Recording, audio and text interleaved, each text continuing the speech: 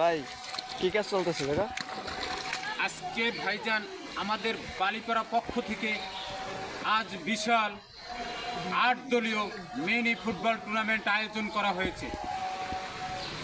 সেই খেলা আজ বিকাল ৪ ঘটিকায় শুরু হতে যাচ্ছে। তাই আমাদের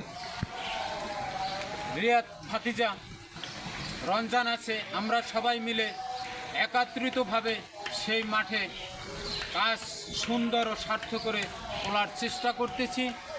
আমাদের প্লেয়ারগণ যারা আছেন একটা একটা করে ময়লা যাবতীয় যাহা কিছু আছে তাই পরিষ্কার করার চেষ্টায় আছি।